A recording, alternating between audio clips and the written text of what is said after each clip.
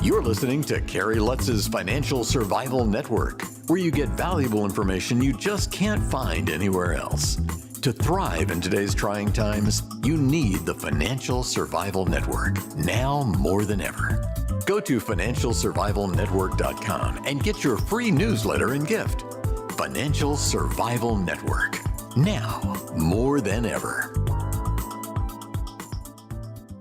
And welcome. You are listening to Watching the Financial Survival Network. Well, do we always need to be in a panic over something?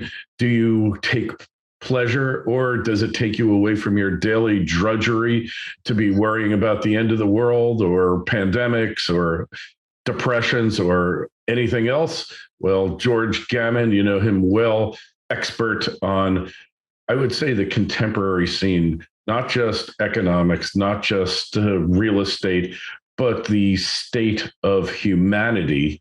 And George, always great to talk to you. So what is going on here? Is this part of a plan that we keep on creating greater disasters so people don't think about little things like hyperinflation coming or all these other issues, food shortages, ammo shortages, all these things? Is this all part of the plan? I don't know if anyone knows for sure, but I think what I would encourage people to do is look at the incentives. So let's just say that you're the least popular president in human history. If we look at what has worked in the past, war has worked well for unpopular presidents if they want to be reelected. You look at what's happening with inflation, the CPI now at 7.9%, potentially headed higher, and that's as the government measures it. We all know it's a lot higher than that. Consumer price inflation is political kryptonite. So it would behoove the administration and the powers that be, the central planners, the authoritarians that want to get reelected, to have some sort of diversion. And then you think about the media. I believe that the politicians have the media in their back pocket. And then you look at the global elite, or the people that are trying to usurp power and control. These people did a good job of that during COVID, that's for sure. And so now that that's kind of fading and is on the back burner as far as what people are talking about, they need something else. And there is nothing better to prompt people to forego their freedom and liberty than a war. You can imagine what would happen if submarines showed up on the nuclear submarines showed up on the east coast of the United States. How quickly would people be willing to ban cash, or how, not even how quickly would they be willing to have those regulations thrust upon them, but I think they would demand it. So like the scenario that I always see playing out, especially if what happens in Russia and Ukraine continues for, let's say, the next year, is I see like this McCarthyism 2.0. And, a lot of people will say, well, there was a lot of Russian or a lot of communists involved in the government and entertainment back then. Yeah, but he took a shotgun approach to it. And I don't know if that's the wise thing to do. And I see us taking the United States and the West taking a shotgun approach, to condemning, all Russians as an example. But my point there is that if this continues a lot further, I'm guessing you'll see people and the politicians and the central planners say, well, this is why we need a central bank digital currency, because the Fed has to monitor every single transaction, because who knows, we could have, Russian spies among us, and they could be transferring money, or they could be supporting Putin somehow. And we've got to make sure that no Americans are able to do that. And the only way that we can ensure that 100% is with a central bank digital currency. And, usually under normal times, people would maybe push back a little, but under these types of circumstances, people say, oh, yes, absolutely. That's a great idea. Let's do that. It's the exact same thing that happened during the Patriot Act and back in the early 2000s. So, my point there is that look at the incentives. All the politicians are incentivized for the United States to, let's say, join this war or participate. The global elite are also incentivized. The media is incentivized.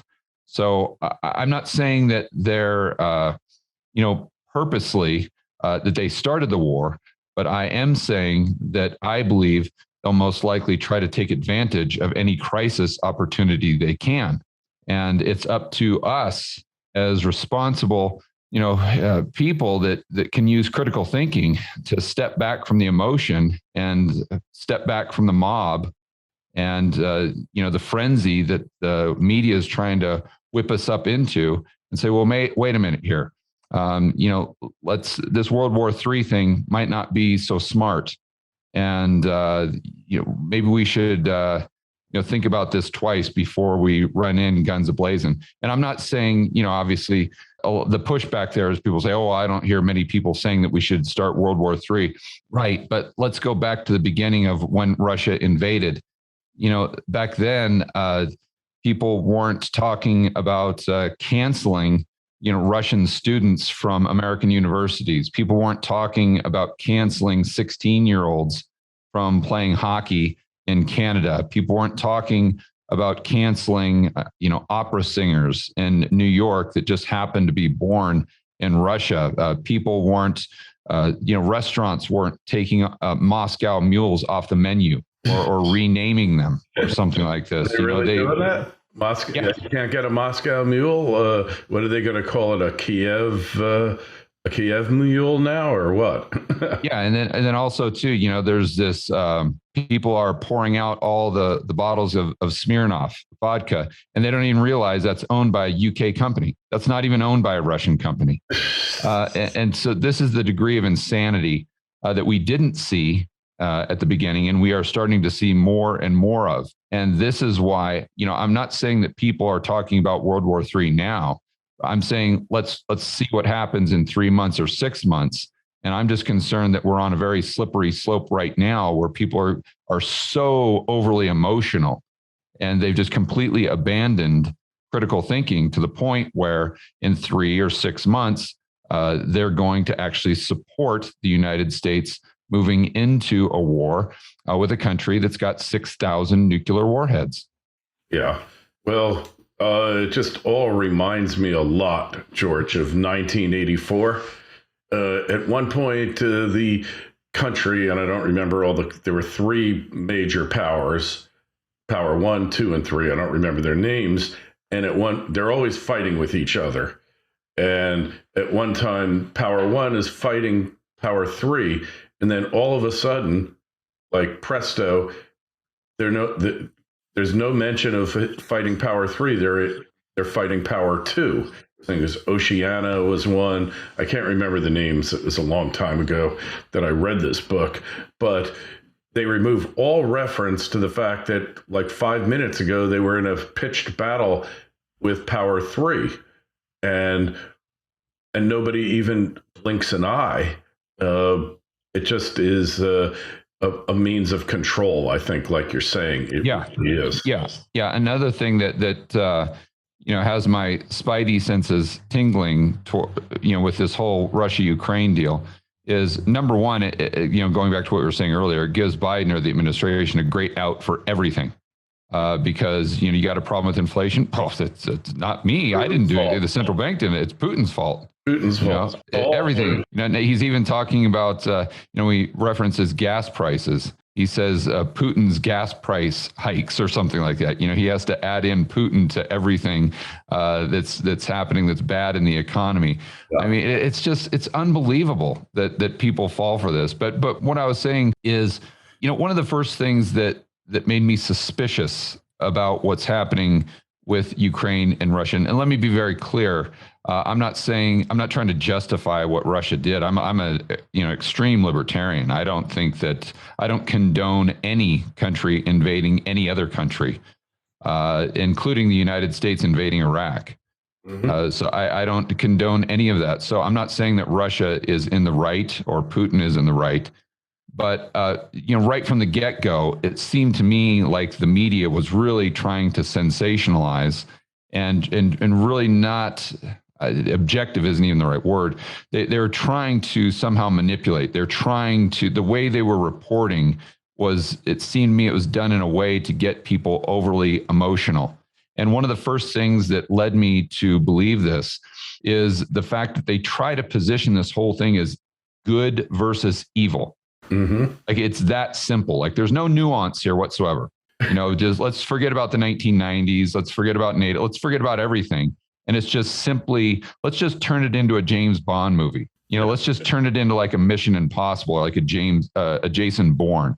And if you think about when you go to watch a movie like that, right at the very beginning, the writers, they have to do character development, right? So they have to show the first scene with the bad guy is always the bad guy doing something horrific that makes you hate that person right off the bat. And so then at the end of the movie, when the good guy beats the bad guy and kills him or whatever, you're cheering for the good guy. Or if they didn't do that character development, if they didn't set it up as just good versus evil, if there was nuance there, then you might feel bad for the bad guy and you wouldn't be cheering so much for the good guy, and you wouldn't leave the movie satisfied, right? Because what they're trying to do there in that movie is they're trying to take you through an emotional journey. And they're trying to get you emotionally engaged to a storyline. That's the point. But look at what the media is doing with this whole Ukraine-Russia deal, and it's the exact same thing.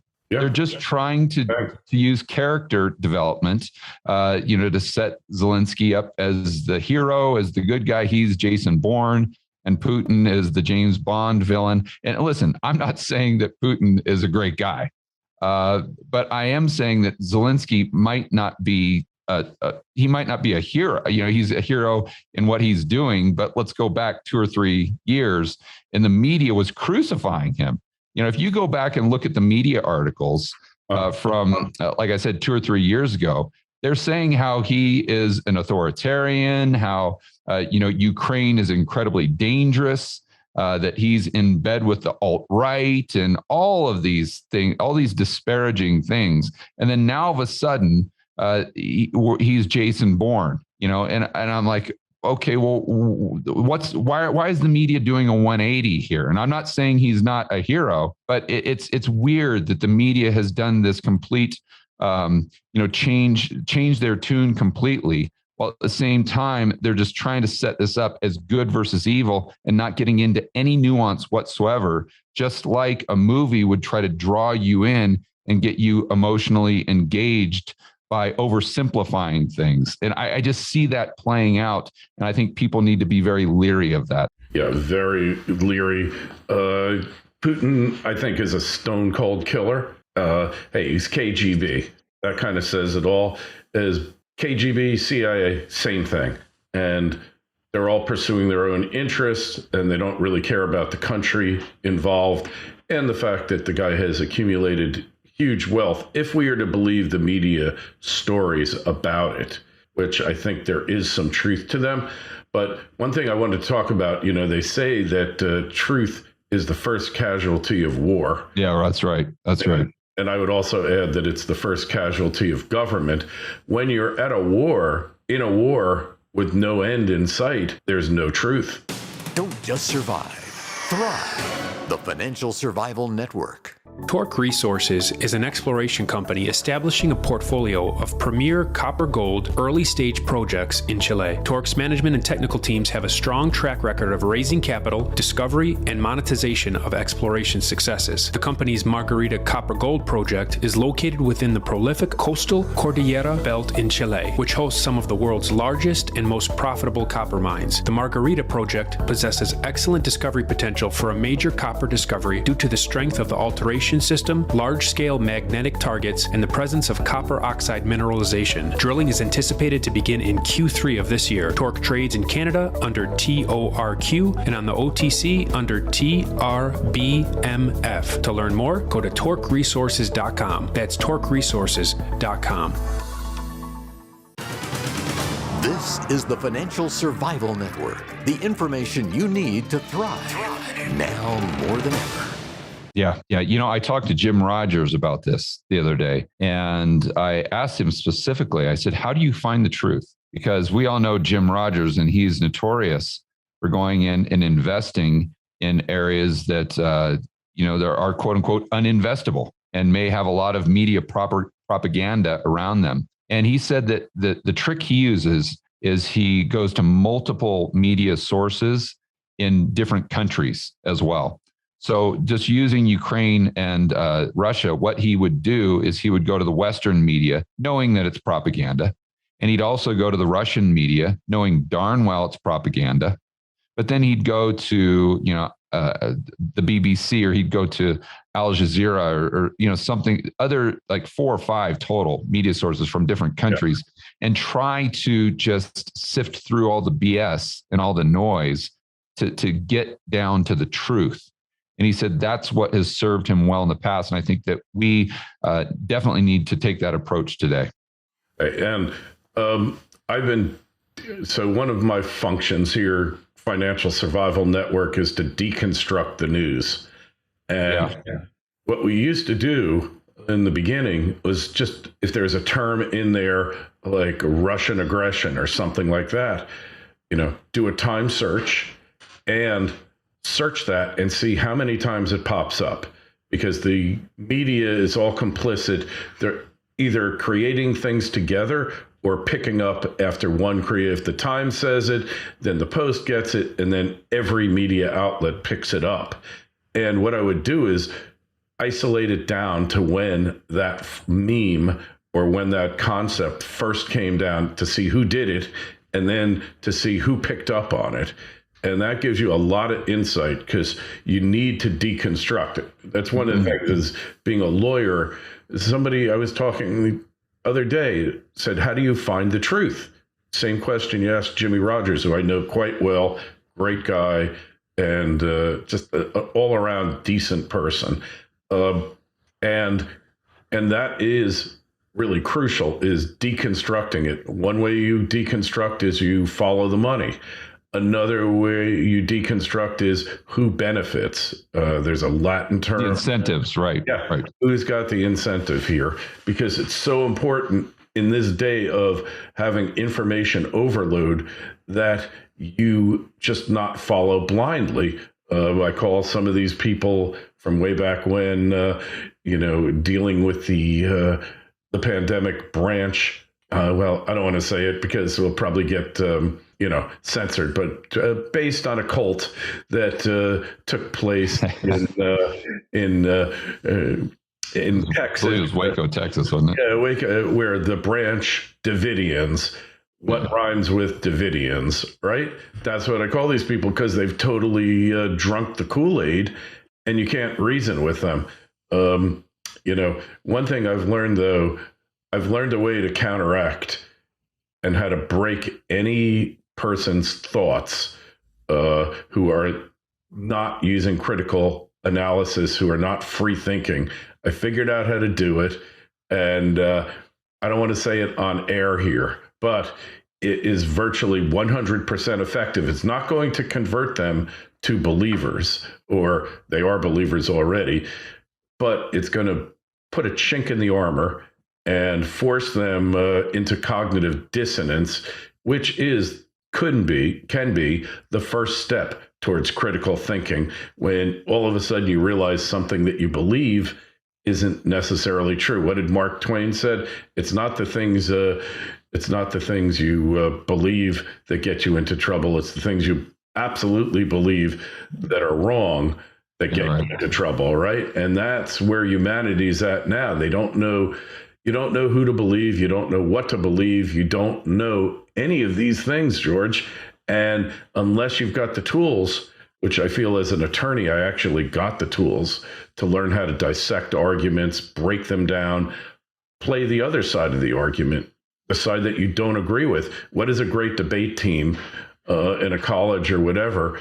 What makes them great is they can take the opposite side of the argument, either side of the argument, and argue it, debate it, and win, right? Yeah.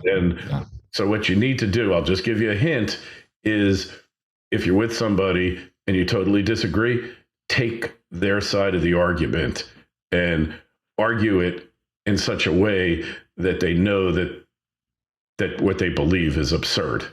Yeah. And I think that's a great strategy, by the way. And one thing that I do on social media, or I try to get my viewers and listeners to do, is just to your earlier point, you should be able to argue the other side better than you can argue your side. And if you can't, then you need to look yourself in the mirror and say, well, maybe I'm not really using critical thinking. Maybe I'm using more emotion. But going back to the incentives, that's one thing that I'd leave your audience with is if you could just take one thing away from this conversation, just think about who benefits from war. Just think about that. Who benefits if the United States goes to war with Russia? Because there's definitely people that benefit, that's for sure. And so, you have to look at the unpopular politicians. They would definitely benefit the global elite, the media, the people we talked about earlier. So then the question becomes, are they morally sound enough to not act on those incentives? So let's say the administration was incentivized to go to war, and all they had to do is manipulate or get the media to manipulate the population to support that war. Well, you would have to, knowing that they're incentivized to do that, you would have to come to the conclusion that morally they're so upright that they just wouldn't go there, right? Yeah. Like the administration knows that they can benefit for going to war, but you know what? That's just crossing an ethical line in the sand that we're not willing to cross. Hey. Right. Well, so then think that one through. Do you really think there's a politician? Do you really think the media, the World Economic Forum, the IMF, has that moral and ethical line in the sand that they're just not willing to cross to usurp power and control and get reelected? Personally, I think the probability of that is incredibly low, but I'd leave that, a question for your audience to answer for themselves. Hey, it's so true. Go back to Smedley Butler. All right, 1933, delivered a speech, "War is just a racket." And I'm going to read a couple of lines from it. I don't want to go through the whole thing. It's not very long. You can find his book. But war is just a racket. A racket is best described, I believe, as something that is not what it seems to the majority of people. Only a small inside group knows what it is about. It's conducted for the benefit of the very few at the expense of the masses. And, he goes on, but he said, for 33 years, I helped make Mexico, especially Tampico, safe for American oil interests in 1914. I helped make Haiti and Cuba a decent place for the national Citibank boys to collect revenues in. I helped in the raping of half a dozen Central American republics for the benefit of Wall Street. The record of racketeering is long. I helped purify Nicaragua for the international banking house of Brown Brothers, which still happens to be around in Lower Manhattan, where have I heard that name before? And that was, I think, Harriman, Averell Harriman. So we're talking about globalists. I brought light to the Dominican Republic for American sugar interest in 1916. In China, I helped to see to it that Standard Oil went on its way unmolested.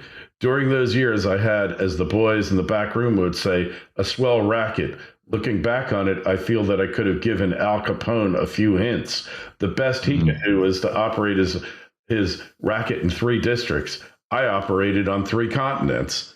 I mean, that is probably the most powerful, explanatory, powerful speech. I highly, highly recommend all of you out there to look up Smedley Butler. All of his books are in public domain. You can get them on Audible. But this is a guy, he said, I was just muscle. I was just, basically like he's like an enforcer brought in by the mob to collect debts that are due. And, this is one of the most decorated soldiers in U.S. history.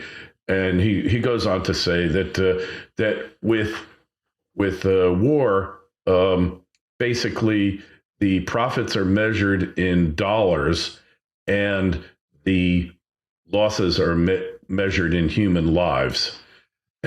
And that sums it all up. And that, that's why you have to deconstruct and not buy into it, because the media is just there as a cheerleader, as to support the existing structure.